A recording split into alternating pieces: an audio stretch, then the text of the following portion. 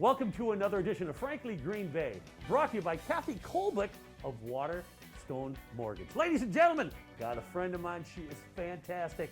Ladies and gentlemen, April Strom-Johnson.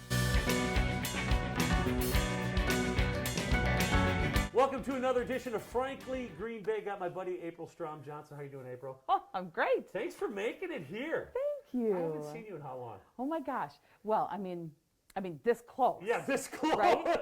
In I a haven't seen year? you this close, probably at least a year. First of all, April, tell everybody who you are and why I got you here. What do you think? Well, my name is April Strom-Johnson. I know her. And I hail from a very small little town that you've actually done a show about. Where? That you might not know. Oconto. Ooh, I am originally from Oconto. From there. I am. The pickle capital of the Yes, world. my grandfather worked there. How Yes. fantastic. So I am from Oconto, and I moved to the big city, and I've kind of been hanging around ever since. And I got into music because it was a way for me to express myself. I dealt with a lot. It was a time, right? Yeah. I'm not young. Yeah. I'm not old. But I'm not young. But I'm not young, and there was a time, when I was in school where I dealt with some racism. Yes, of I dealt course. with some things that Yeah. people didn't understand. Yeah. I was the only person of color in a very small, all Caucasian town, and was raised by my grandparents, and music kind of became that thing for me, that I could have for myself. I think you got the music theater bug early too, didn't you? Yeah, I did. Were you I doing did. that in high school? Or I did. Yeah. I did. And you know what? It was so great. Everybody connects, right? And I liked sports. Yeah. I didn't like math, but Who does? But I loved choir and show choir and all that kind of stuff. And but theater became that place that I could be myself. I could be me, and nobody cared. Like there were characters I could play.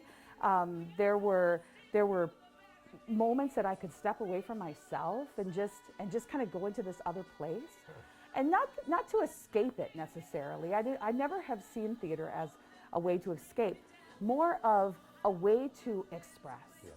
And that was my home, and I felt so comfortable, and people really accepted me, and I think I see that even with the students I teach now. I know you from about 20 years ago. Yeah. When I started doing shows and you started doing shows.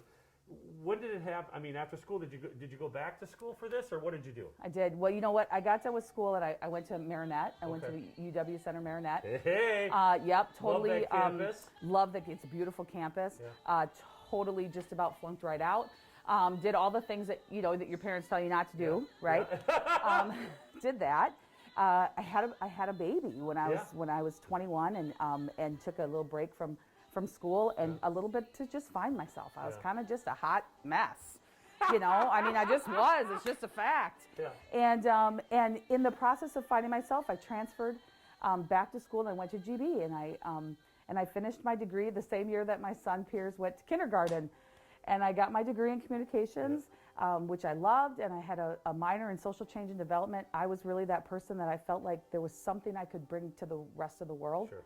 And so I went to college, graduated from UWGB, and I just love it here. Now you got your degree, music. Let's talk about what's going on in your life now. Join us next week as we talk to April Strom-Johnson about music and her career.